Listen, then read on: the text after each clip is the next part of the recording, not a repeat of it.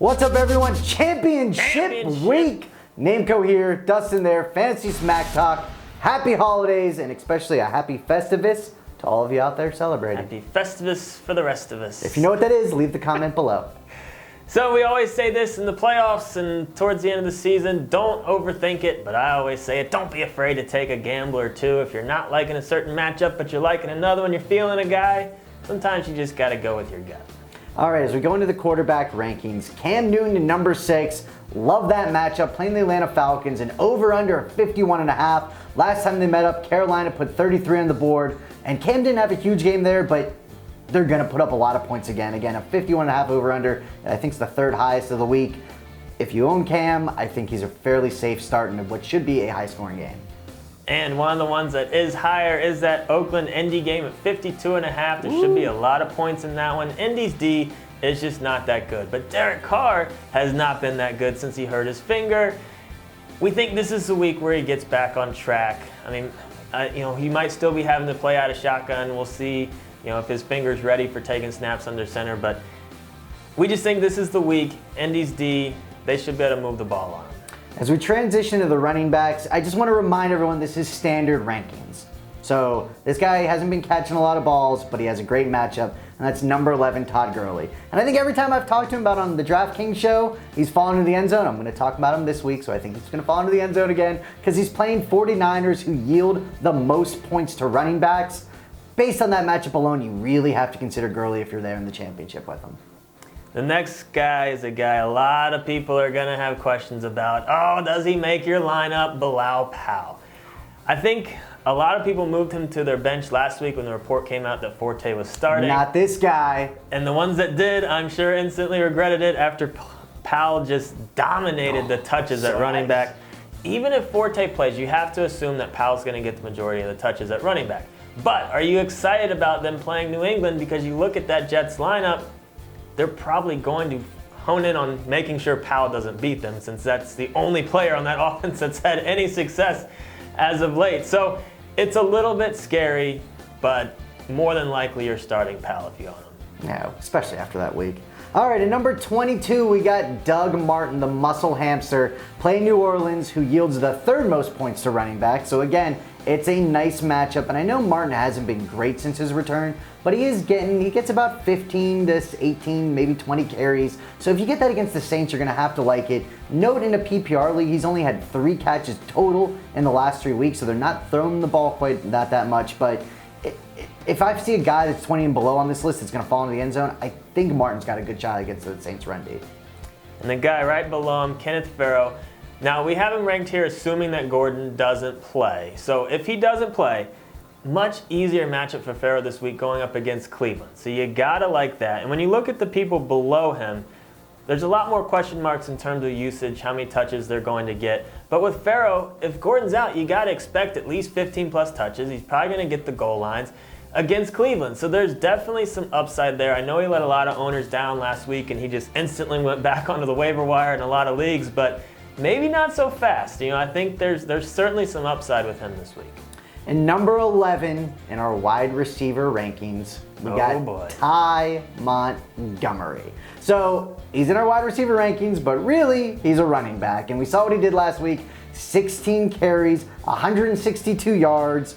He had 2 touchdowns. He caught the ball twice. He was just ridiculous. And I know he's playing Minnesota, and I know I've been the one that's loved Minnesota, but Minnesota's been god awful. So who cares? He's playing Minnesota. And the receivers that we have him above, I just feel a lot more comfortable with him because he's going to get the touches. And I'm talking about a receiver in that same game just because we try to pick out people that we think a lot of people are going to have question marks about. And that's Devontae Adams. Rough week last week, really didn't do that much. And you look at the matchup this week on paper, second ranked pass defense going up against Minnesota, but they're at home. I like that. And the upside with Adams is just, it's so high. I mean, yes, he does have a low floor, but his ceiling is as high as anyone, really. So you got to think because of that, unless you have really good other options, you're starting him this week.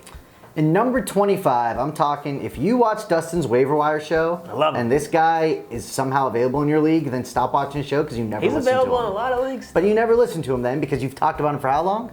Well, not every single person watches my waiver wire show. I would like to think that they do.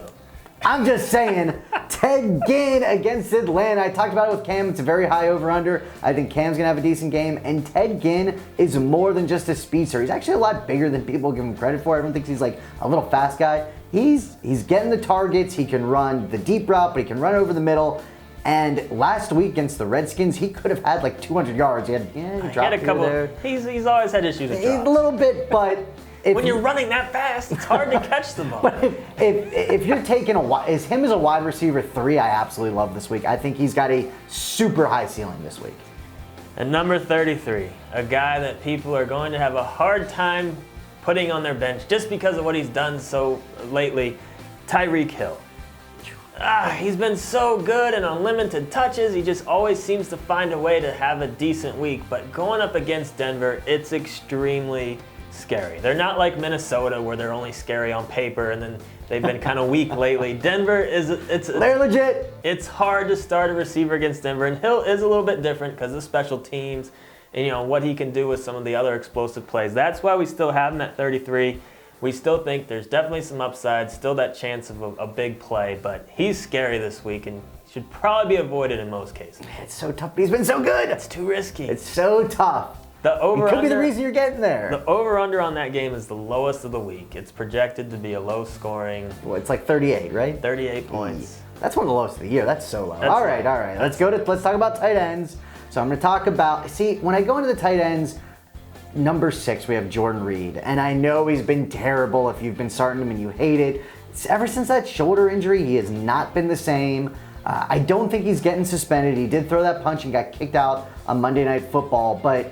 We have, if he ends up starting and playing, we have him ranked. We pretty much went through and was like, the upside is there. If he is healthy, we'll start him over these guys below him, obviously. So it's tough with Jordan Reed, but especially in a PPR, we like him a little bit more. Just note there is some issues there with injury. If you want to play it safe, you probably shouldn't be going Reed.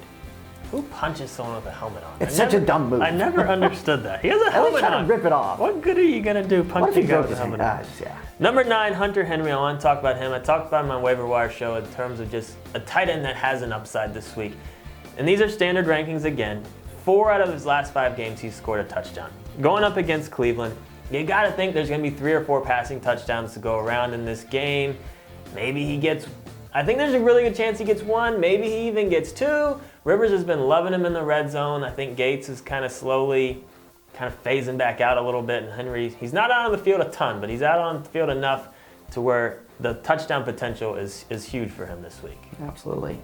As we're looking at defenses, I'm going to be talking about our number 5th ranked defense, the New York Giants. They're playing the Philadelphia Eagles. And the thing about the Giants is they made a lot of big moves in the offseason with their defense. And everyone was hating on them in the beginning of the year, like, oh, it wasn't worth the money, it wasn't that. But it takes defenses sometimes to gel. And they've really come together last week. And to me, they've looked like one of the best defenses in the NFL. Carson Wentz, on the other hand, started great. And since then, he's now been more of a turnover machine.